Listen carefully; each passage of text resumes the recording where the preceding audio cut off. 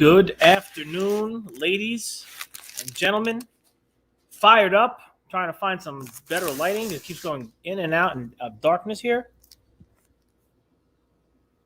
Welcome to Fired Up on a Wednesday from the shop in Long Island. And wow, the year is really going. I mean, it's November 3rd already. We're going to wake up. Quentin in the building. We're going to wake up and it's going to be Christmas Day. And it's going to be New Year's Day. And the calendar pages keep ripping off. But anyway, listen, we're fired up here on a Wednesday. I really don't like the lighting. Lisa, is it me or this lighting is crap? It's all right. All over the place. It keeps going. Actually, that's better. It's for me, it just keeps moving. It keeps getting dark and light and dark and light. Don't worry about it. Everyone just wants to hear you talk. All right. I'll talk. So we're fired up, guys. Jump in the comments. Let me know what you got going on. What are you fired up about today? Let me know you're here. Say hello. Man, there's probably a million things to talk about. I kind of settled on what the hell's going on in the industry again, and also I'm going to talk a little bit about the 40-hour work week. But listen, I know Mr. Deibler made some announcements and was going on in the Fed group, and I think I have carte blanche to talk about it now. I mean, it's been talked about in the Fed group. More industry consolidation and acquisitions. You know, where's this going? Where is this going to end? What's it going to look like 365 days from now? What's it going to look like 3 years from now or 5 years from now? I don't know. What does it mean? I mean, tell me if you're watching right now, if you're watching on the replay, jump in. What does it mean to the industry as all this consolidation happens? What is it going to mean for the companies like mine? I'm not going anywhere. I'm not selling. I'm not doing any of that. Like I'm here for the long haul. And so what does that mean for the industry? I mean, I have a lot of different thoughts running through my head. You know, of course, PT Holdings taking over K&D and Pine Tree. Big news. I can't deal with this. It just keeps getting. I don't know if it's me on my end, but it keeps getting so dark and so light. It's like so Kathy isn't watching over here. She says she could turn on the overhead light for you. I'm just going back out here because the lighting is killing me.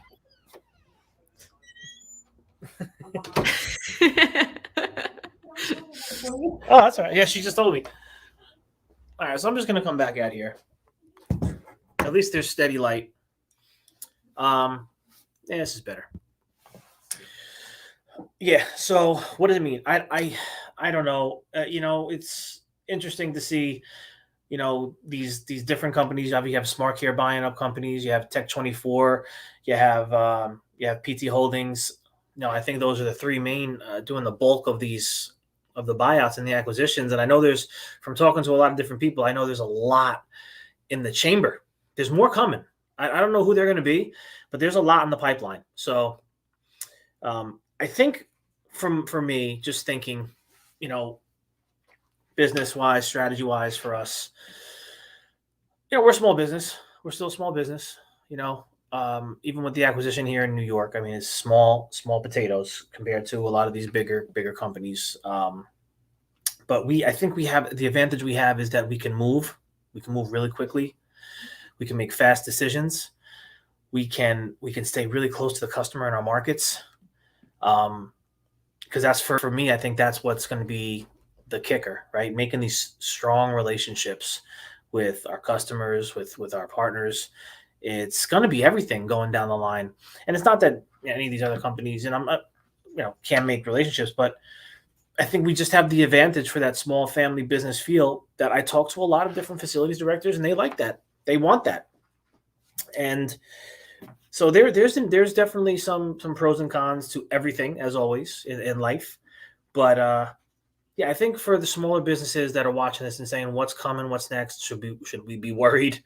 You know, make a really strong foothold in your marketplace. That's what I'm going to tell you, because that's what I'm doing. It's going to take every bit of the next decade of my life to get this company to the place I see in my head. But I see it, and it's real, and it's happening. It's happening slowly but surely. Is there stresses? Absolutely. I really have never been more stressed in my life than I am today. Um, it's I don't want all this stuff to consume me because it could be to my detriment as I approach 40, and I got to keep this baby going. Um, but yeah, I mean, it's just interesting to continue to watch the industry, slowly um, consolidate. And what does that mean for manufacturers and parts distribution and all these different things that are obviously, Parts Town. Um, hello, Parts Town, if you're watching. Parts Town obviously has the main distributorships for all the parts in the nation. What does that look like from all these consolidations with PT Holdings and Smart Cares and all the world, and all these companies of the world with the manufacturers? What's going to change on the spectrum from service manufacturer partnerships? Um, I don't know. I'd love to talk with some more industry guys and gals if they wanted to jump on here. Obviously, we don't have to today, but I think Lisa too. By the way, I think what I wanted to do, I want to start reaching out to more people to schedule them in, because I don't think people are going to really. Not everyone's calling and saying, "Hey, I want to be on," but they might be thinking they want to be on it. So I think I want to start reaching out to some people. I'm going to put some emails together and send some invites out to talk about stuff like this, and kind of gain more insight, and learn from each other. I would love to gain some more perspective from someone else's eyes and ears and understand what their level of thinking is on all this stuff, because it does mean something. I mean, it is important to pay attention and to watch and to keep your ear to the ground if you're in this industry, and you're passionate about it and you're looking to build your business and grow. I mean, you know, it's something to pay attention to. So yeah, and jumping into a completely other topic as well. Maybe I'll come back to this, but 40-hour work week, 40 hours. It's very interesting coming into a new market, new company, working with new people. It's interesting. It's fun. It's nerve wracking. It's a lot of different things. The number one thing that we're doing here is building with people. It's about people. There's nothing more important. And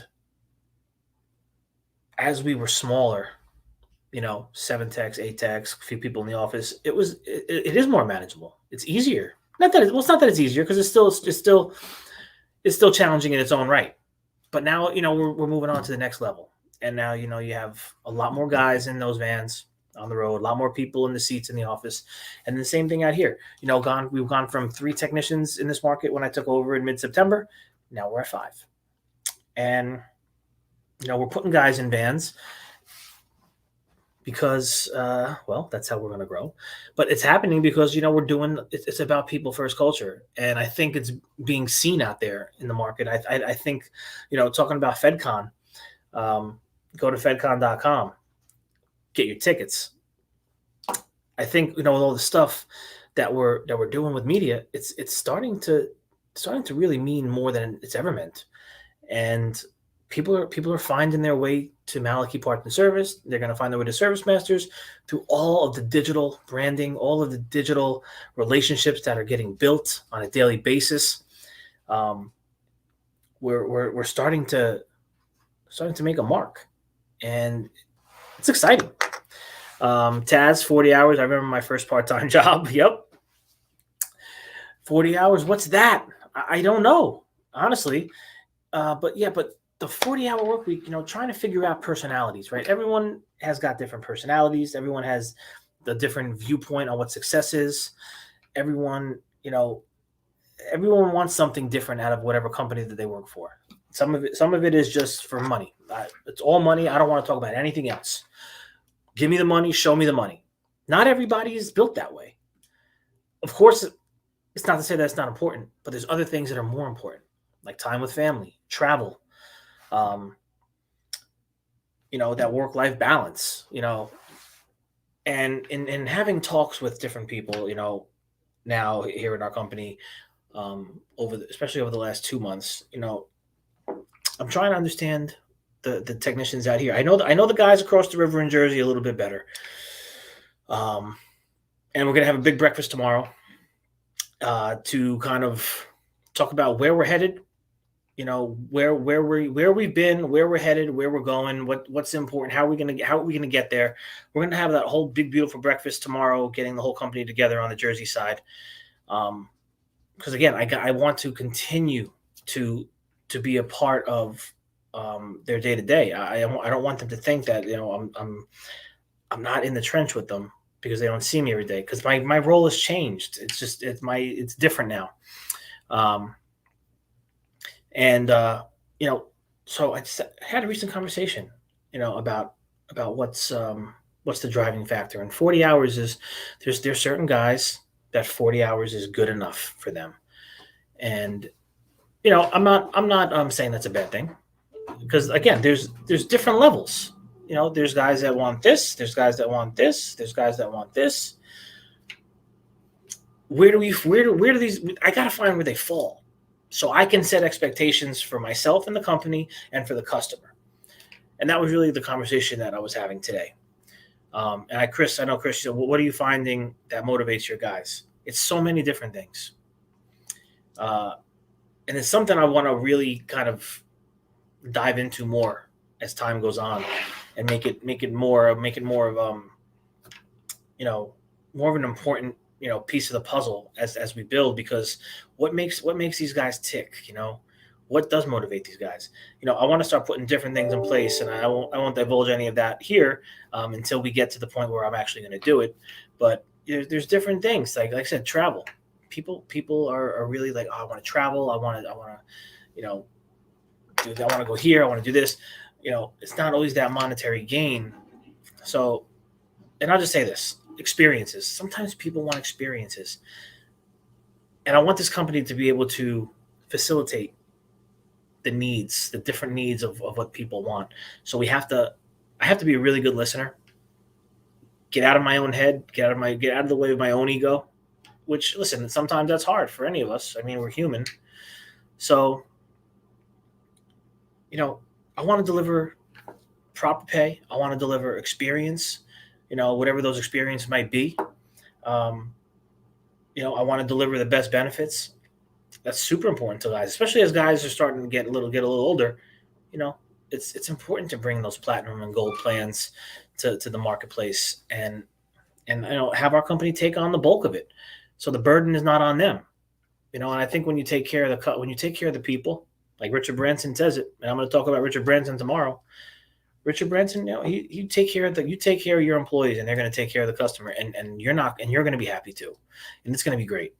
So yeah, I mean, finding what makes each technician tick is going to be super important. Very challenging, because I know what I'm used to, and I know what our customers are used to.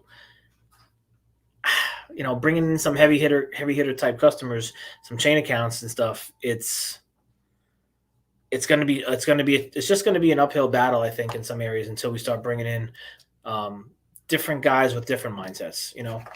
Um, like I said, there's a place for that 40-hour work week guy. There is a place for him. Um, we also need those guys that are hungry. I see Chris here, right? Chris HVAC. I have a guy that wants all the overtime that he can get, and when I give it to him, he gets burnt out and has to take a day or two off. Every person is different, and it is a struggle. So yeah, yeah. There was guys over the years that were loving the overtime. You know, this was 10 years ago or so. But these guys are getting older. Now these guys are starting to approach the 50 mark, and it's not that that's old by any stretch. I mean, there's still a lot of life left, approaching 50, but they slowed down, and they're like, you know what, Rich, I know. And I had this conversation with a guy, not probably, I'd say probably the very beginning of this year. I know the expectations that are on me because of who I've always been. I just want to set the tone for the year, so I can't be that guy anymore. That's fair enough.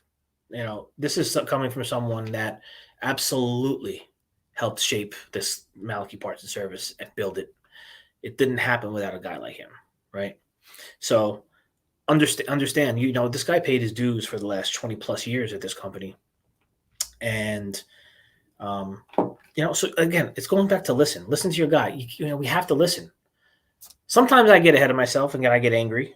Uh, that's probably the Hudson County Jersey in me. But uh, then you talk to your guys, you talk to your people, and you gain insight, and you pivot. And the decision you might have made at 8 a.m. changes by 8 p.m. That's business. Things change in an instant, and you know that's the way it goes. I know Jesus or Quentin rather. We truly have three different customers: the end user, the employee, and yourself. Have to balance pleasing all three. Damn right. And I think I probably please myself the least out of all of them. But I am really absolutely trying to look at the long term play here. At 39 years old, I feel like I got a long way to go. And if I have to be a little unhappy or a little uneasy with some things right now, I'm okay with it because I know what the long term play is. I know what the long term goal is. It's much bigger than myself. I talk about business being a gift, and I mean that to my core. Nothing makes me happier than giving and helping people. And there's a lot of things that this company is going to help put in place to help people. Lisa sees that test kitchen every day in shambles at a halt, but that is going to come. It's going to come to fruition, and it's going to happen. I'm going to get it done. We're going to be cooking meals. We're going to be doing things. It's all going to be on the backbone of what we do in this business. This business is a catalyst. Malachy, Service Masters, whatever's next. This is the catalyst to all the good that we can do. So it's a gift, and I have to remind my sister, and I have to remind people around me that it's not always going to be easy. You're not going to make everybody happy, and you have to be okay with that. You just have to be okay with it, and keeping the bigger picture at hand. Jose is saying, I usually do 70 to 85 hours a week. And sometimes I get burnt out, but I see it all too often. People don't want to work more than 8 hours a day. There's people out there like that. You know what, Jose? There's people out there like that. And like I said, it's not what I want ideally for our company, especially when you're looking at creating a customer experience. And that's one of the big things I'm going to talk about tomorrow at the breakfast. You're not all going to be there. Lisa will be there. We'll film it. Don't worry.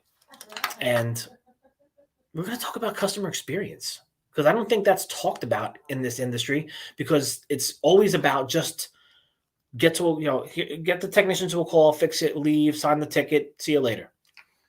We're not trying to be that company anymore. I don't want to be, just some company that you don't know, that they fix the oven, they do this, they come in, no, we want to create an experience. How do you create an experience? Number one, you got to respond. We have to be responsive. We have to have urgency in our blood. We have to be there. If we're not there, someone else is going to be there for them. That's the number one thing. And we're going to talk a lot about urgency. It's one of the core values. It's what this industry is made of. It's about urgency and responsiveness and creating that customer experience, putting the technology into play, showing up early, staying late when we have to. These are customer experience. These are things customers will not forget. And when we treat them right and we give them a good experience, they will never forget how we made them feel. We made them feel like, oh man, we're important. They got it done for us. They care. That's what we're trying to build here. And the question is, as I sit here and I'm talking about the 40-hour work week, can you build it with guys that have the 8-hour workday mentality? The answer is yes. Because I thought about it. The answer is yes. But you can't make that your backbone. Those guys have a place. There's nothing wrong with that's what they want. That's what makes them happy. What makes me happy, and what makes you happy, what makes Jose or Quentin or Chris or anybody happy, we all have different levels of what makes us happy. I can't knock that guy. That's what makes him happy. He wants to be able to get home. He wants to be able to see his kids. He wants to be able to spend some time with them before they go to bed. There's different things. We have to build, though. This can't be, whether it's Malachy or Service Master, it can't be the Service Master, with 3 technicians that are just whatever. It's 5. We're going to be putting a strong strategy together. We're going to be looking at the customer base, the market. We're going to be looking at technicians, new hires, trainees. We're going to put, once we can start coupling all these things together, you're going to have your 8-hour guys over here, and they're going to rock it. Now, the question with them is like, hey, listen, if you're going to give those 8 hours, we need strong 8 hours. We need to make sure we're being proactive on these calls and selling the right parts. We need to make sure our time management is proper. We need to make sure we're hitting off on all cylinders. First visit fixes, is the inventory levels correct? We got to make sure of these things. Because they could be top performers, top earners. You give a guy that's a good technician, all these tools that are proper, he could produce on that van. He could do 30, 40 grand a month. But you have to keep building. You can't hang your hat on just that. So there's a place. Like I said, there's a place for all of us. There's a place for those 10-hour guys and those 14-hour guys and those guys that just give me 24/7. I'm hungry. Don't let them do that. They got to sleep. They got to rest. Like Chris said, you're gonna burn these guys out. You can't burn them out. So it's an interesting discussion. I think it's another one for someone from the industry to jump on with me on a Fired Up Live and discuss it. I'd love to discuss, from the smallest to the largest business, where what does it look like? I think about Smart Care, 800 technicians. It's unfathomable to me on what that must look like from the inside out. It's the challenge is great, and I'm seeing the challenges. I'm seeing them pile up here. But it goes. Oh, wait, I'm getting a phone call. Uh-oh. I have to call him back. So we got HVACR videos. Chris, the difficulty is when you have 8-hour techs, you will need to hire more to do the extra work. Then you still have to keep them all busy, and unfortunately, the 8-hour guy is not going to be a priority. So, yes, and these. I think about this. And I don't want to say anything out of turn, or that's gonna incriminate me here. I look at it from my dad's perspective. I'll put it this way. Over the years, you have guys, a small business, going back years into the early 90s, maybe he has 4 guys, right? And, maybe 5 guys. And you have the one guy that's kind of like giving you the problems. Don't send me another one. I got to go home. I got to go to the Mets game. I got to, whatever it might be. You just couldn't get that extra call. You couldn't get the extra dedication, and he didn't want to hear about it. And it's different when you only have a few guys, because he would always say, these guys have me over a barrel in his metaphor. They have me over a barrel right now. So these guys only have you over a barrel until you begin to build a fleet. And when you start to put together those really, really strong performers and strong techs, those other guys, like you said, they don't become a priority anymore. And you have to decide. I think but there has to be conversations. Is this a job for them, or is it a career for them? If this is just a job, cool. We reward career-minded people. The men and the women that dedicate their time to what we're doing here thrive. I got there's testimonials. I should get testimonials. If you're a bare minimum person, no, that's you. That's on you. I mean, again, I'm not saying there's anything wrong with this stuff. It's about each individual living in their happiness. If there's happiness there and you're not complaining and you're good to go, great. If you're complaining though and you're living in that, now it's different. Now it's different because you're complaining. You have the opportunity to not give the bare minimum. You want calls? Come over here to these guys. Take a look at what they're doing. Take a look at what they're making. Take a look at what they get. It's like sports metaphors are the best. I mean, listen, you look at guys like Kobe, rest his soul. That guy was a top earner, and he made what he made because he was a top earner. He wasn't a bare minimum guy. He was there before everybody. He stayed. He shut the lights down in the gym. He left after everybody. That was his mentality. Not everybody has that, but there's places. There's the sixth man on the bench. There's the seventh. There's the eighth. There's people. I mean, there's.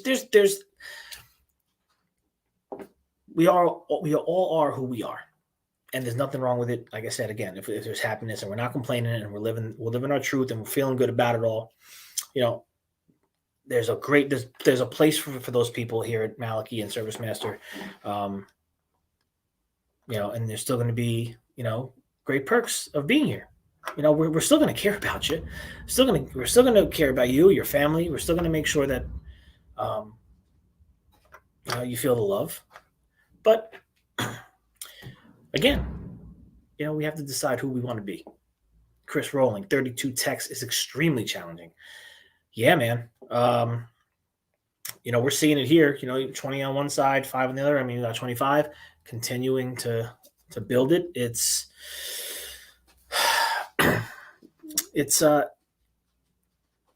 fun. It is fun. Not always, but listen, it's fun doing business, right? It's fun making sales. It's fun getting things done and moving mountains sometimes and getting jobs done. And when the kudos come in for your guys, make sure you send it off to them.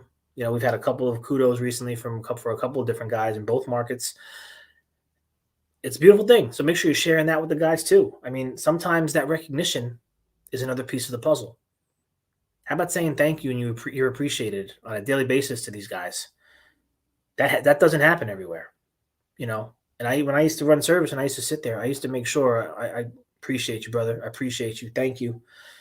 And I did, because I know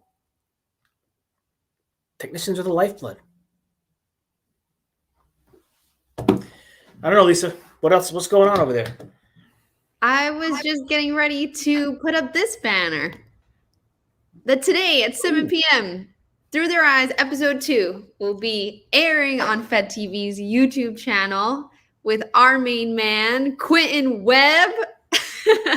Q Dubs. I'm really excited about this episode. Quentin sent me so much footage, and I don't know how I managed to tell the story within, I think, 9 minutes or something. And so I think people are really going to see an awesome insight into what Quentin's daily life is like, who he's doing this for, why he labors over 40 hours a week. And I think it's also going to be great to have Quentin on our live stream tomorrow. That's going to be at 1 p.m. Eastern. So yes, so if whoever's watching this now, tune in tonight to watch Quentin's episode and then have your questions ready for him tomorrow. That would be amazing. Yeah, it's gonna be a good one. I mentioned to you that I watched it, last week, and I love it. I feel like Quentin is a little star. He is. I think he's a little Quentin. You're a little personality, man. I mean, he does show a lot of personality in this episode. That's why I was kind of expressing within the Fed group that a little background into my process, because there's so much that I learned about Quentin through all of the unseen footage that I'm just I can't wait for people to see Quentin's personality that you don't get to see when you're just reading his comments. There's a lot more to Quentin than just the guy typing there. It's true. Yeah. And people don't realize, they're always scared to get on film and everything, and then you find the little diamond in the rough here. He's a little movie star. He is. It was good. It was really good. It was entertaining. I laughed. I cried. I didn't cry, but I enjoyed it. I enjoyed it thoroughly. Yeah. I mean, I think I would love to see more of what Quentin does. Quentin might be part of season 2. He might be, and in the meantime, give us some more in the Fed group. Go give us some more video throughout your day and your week. Let's see what the hell you got going on. Yeah, totally. Yeah. So yeah, but definitely. So today, 7 p.m. On Fed TV. If you're not subscribed to Fed TV, shame on you. Go to YouTube. Go to Fed TV. Hit the subscribe. Hit the bell. There's a premiere there right now. Click on that. Set the reminder for 7 p.m. Eastern tonight. Quentin Webb, Through Their Eyes, episode 2, sponsored by XOI Technologies. My good friends over there, Tyler, Amanda, Aaron, and the rest of the team. Go check out XOI Technologies, by the way. You will not be disappointed. It's super important to what we're doing here. I can tell you that. And yeah, and listen, also, I got to mention, we got to FedCon, fedcon.com, right here. Click it, get there, let's go. Get your tickets. Sponsorships are filling in. We're going to be creating the Connection Express page. You're going to start to see who's going to be there sponsoring. Tickets are selling.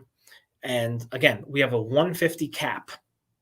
Once they're sold, that's it. This hotel can't hold any more people. We are literally going to own this hotel. It's going to be FedCon Hotel. So you're going to want to be there. You're going to want to be in the room. I posted about this earlier in the group. You know, when you're rolling in these kinds of circles, the conversations become a little bit different. And when you want to shift your mindset and you want to get to the next level, you got to be in the rooms with these people. Get there. Get the tickets. Don't wait, right? Don't wait anymore. Go now. Fedcon.com. See some of the agenda. I know we're going to be releasing another speaker this week. Are we? I don't know what's been going on with Mr. Oh, true. That speaker hasn't gotten his videos to me yet. I'll have to reach back out to him. Thank you for reminding me. Yes, there we go. So we'll reach out to him and see what's going on with him. I was also talking with another one of my good friends in the industry that became a good friend because of my media. We would have never talked. This wouldn't have happened. I would have never been in the place that I was at without the media thing to meet him. I'm not divulging this because he's got big things going on, but also he might want to participate. He's trying to figure some things out with the dates. I can't divulge it. We got Ryan McCarty that's going to be coming, Culture of Good. We got Mark Schulman, Pink's drummer. We're going to be talking about the rock star attitude. We're going to make another announcement. This person is going to not only be a keynote for us, but we're also going to have 2 workshops for Reels and TikTok that you're going to want to be involved in. I'm actually looking forward to that because I want to get a little more insight because this guy's pretty good. He's doing his thing. So I'm interested in learning a little bit more about that. And I need to get more active on TikTok and I need to get more active on my Reels. I'm slacking. So that's my New Year's resolution. I got to reel myself in and do that better. So FedCon.com. It's going down. You're going to want to be in the room. You're going to want to be at the pool. You want to be at the shuffleboard court. I don't think there's a shuffleboard court. Don't tell them that. That's how more in the middle. Who's playing shuffleboard? I don't know. Somebody's grandfather might be watching this. No one's playing shuffleboard. No, we're not playing shuffleboard. Fine. But listen, this is fired up on a Wednesday. I actually got to begin hitting the road in a little bit because I'm going to take probably going to take me 3 hours to get home. And I'm not going home. I'm going to the office. So I gotta get going. And we got a big breakfast tomorrow. So Lisa, I think we're probably going to film that. We'll probably show some tidbits and show some of the juicy stuff that we do. Show the breakfast, show the interaction, show the excitement. Totally. Get people fired up for that. And I guess that's it for Wednesday. We'll definitely be back tomorrow with Quentin. Don't forget, 1 p.m. Eastern. We're going to talk Through Their Eyes. Have your questions ready. And that's it. Stay well. Stay fired up. Do more than 40 hours if you have to. Do what you got to do. And I'll see you guys mañana. Have a beautiful hump day. Peace.